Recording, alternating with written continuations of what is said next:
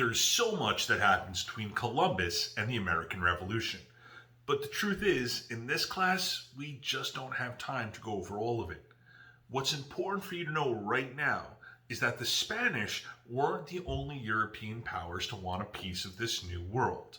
The Dutch, English, and French all had settlements in the New World.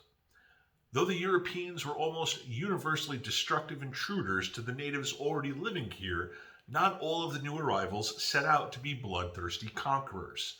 Among these new settlers were brave explorers, pilgrims in search of religious freedom, and men and women just looking for better lives. In places like Roanoke, North Carolina, St. Augustine, Florida, and Jamestown, Virginia, settlements either survived and flourished or withered and failed. Jamestown was settled by the English in 1607. By 1616, the colonists had learned how to raise a cash crop, tobacco, allowing Jamestown to survive as the first permanent English settlement.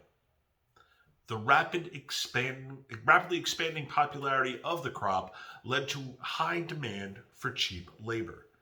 And in 1619, the first enslaved African arrived in the colony. The English formed 13 colonies along the east coast.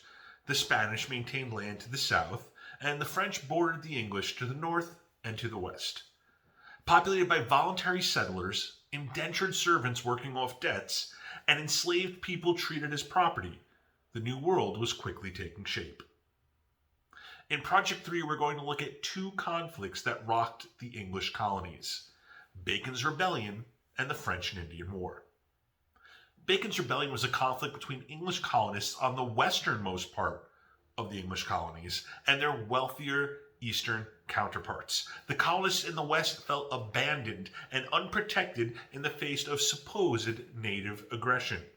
The resolution of this conflict paved the way for the growing divide between black and white settlers in the colonies. You'll read about this in a Newsy LA article in this project.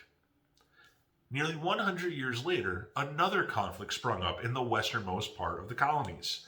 Both the English and the French laid claim to an area called the Ohio River Valley.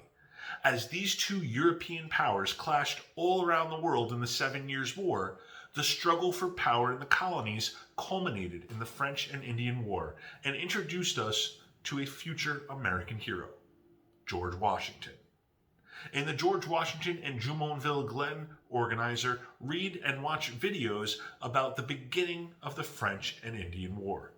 Be sure to answer the essays and the short answer questions in that organizer. When you're done with this Ed puzzle, the Newsy LA article about Bacon's Rebellion, and the French and Indian War organizer, turn in Project 3.